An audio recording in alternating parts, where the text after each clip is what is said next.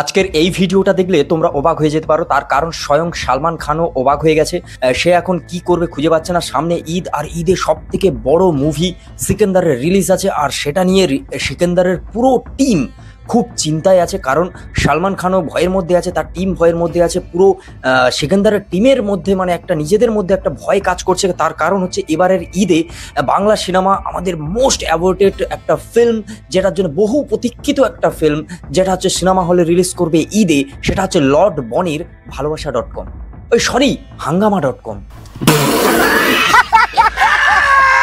আমি এই ভুলটা করি কি করে? হাঙ্গামা.com যখন থেকে এই সিনেমার ট্রেলার মার্কেটে লঞ্চ হয়েছে, মানে ইউটিউবে লঞ্চ হয়েছে, তখন থেকেই লোকজন টেনশনে আছে।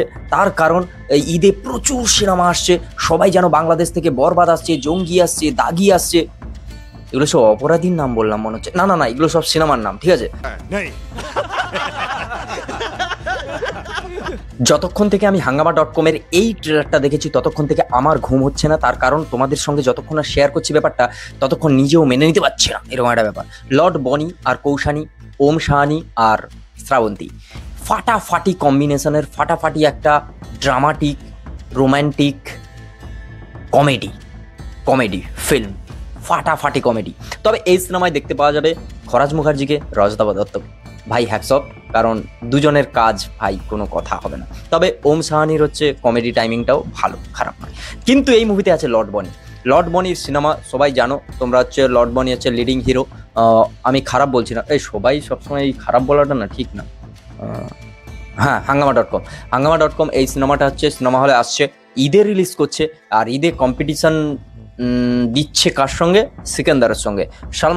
একদিকে সালমান খানের ফিল্ম, একদিকে লর্ড বনির ফিল্ম। না, যদি একটা লর্ড বনির ফিল্ম একার নয়, ওম সাহানি আছে, অনেকেই আছে। এটা হচ্ছে মানে যৌথ উদ্যোগে সবার ফিল্ম এটা, ঠিক আছে? একদিকে বাংলা ছবি থেকে আছে বিশাল বিখ্যাত হাঙ্গামা.com, আর তার সঙ্গে কম্পিটিশন করবে, মানে হাঙ্গামা.com তার সঙ্গে কম্পিটিশন করবে না, এর সঙ্গে যাই হোক, যে যার সঙ্গে খুশি কম্পিটিশন করুক, সঙ্গে থাকছে হচ্ছে সালমান খানের সিকান্দার। আর বাংলাদেশ থেকে যত সম্ভব ঈদে রিলিজ হচ্ছে ইন্ডিয়ায় বরবাদ। এখনো পর্যন্ত জানা যায়নি, যদি রিলিজ হয় তাহলে বরবাদ রিলিজ হবে। মানে সাকিব খান, সালমান খান আর লর্ড বনি মানে টক্কর হবে ঈদে। ভেবে দেখো, মানে ভাবনারই বিষয়। এই সিনেমার গল্পের অ্যাঙ্গেলটা হবে বাঙাল আর ঘটির মধ্যে।